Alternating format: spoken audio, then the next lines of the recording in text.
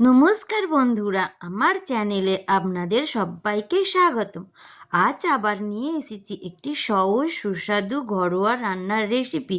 এটি হলো একদম সম্পূর্ণ নিরামিষ রেসিপি। তাহলে চলুন শুরু করি। তো দেখো বন্ধুরা, আমি দুটো ঝিঙে নিয়ে নিয়েছি। এবার এই ঝিঙেগুলোর খোলাগুলো আমি ছাড়িয়ে নেব।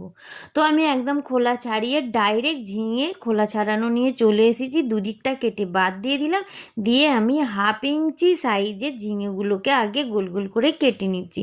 নিয়ে এবার আমি ঝিঙেগুলোকে মাঝখান থেকেও চেরা লাগিয়ে দিচ্ছি। দিয়ে এবার আমি ওটা একটা বাটিতে তুলে রেখেছি। আর এদিকে কড়া বসিয়ে দিয়েছি, কড়াটা গরম হতে দিচ্ছি।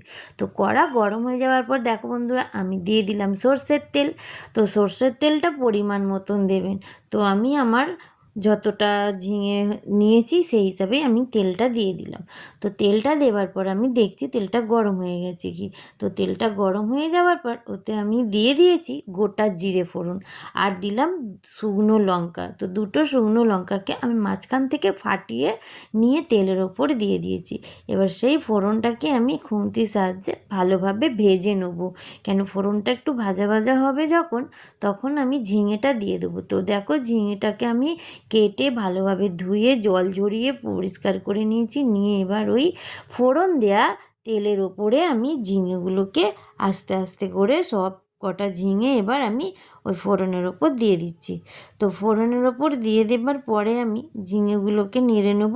তো দেখো সব ফোড়নের ওপর দেবার পর আমি খুন্তি দিয়ে ঝিঙেটাকে ভালোভাবে নাড়াচাড়া করে নিচ্ছি ওই ফোড়নের সাথে। তো একদম ভাজা ভাজা করে নেব।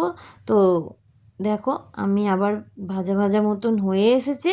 এবার দেখো খুন্তি দিয়ে তোমাদেরকে দেখাচ্ছি আমি কোন পর্যায়ে অবধি ঝিঙেটাকে ভেজে নিয়েছি। তো একদম পুরো ভাজা ভাজা নয়, ভেজে নিয়েছি। তারপরে আমি এখানে তিল বেটে রেখেছিলাম, 2 চামচের মতো আমি সাদা তিল নিয়েছিলাম।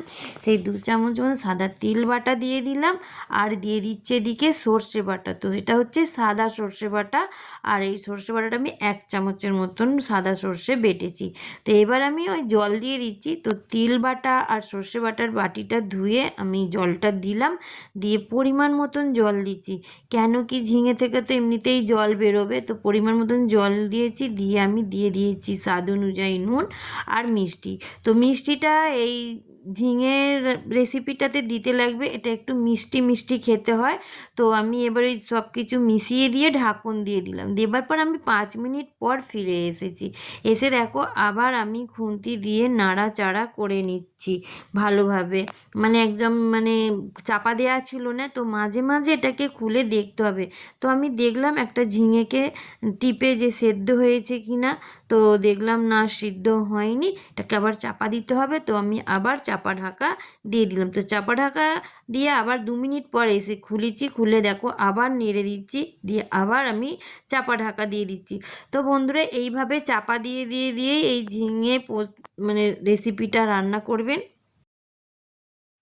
তো আমি এবার ঢাকনটা আবার খুলে নিচ্ছি। খুলে নেবার পর দেখুন কি সুন্দর ঘন হয়ে এসেছে গ্রেভিটা।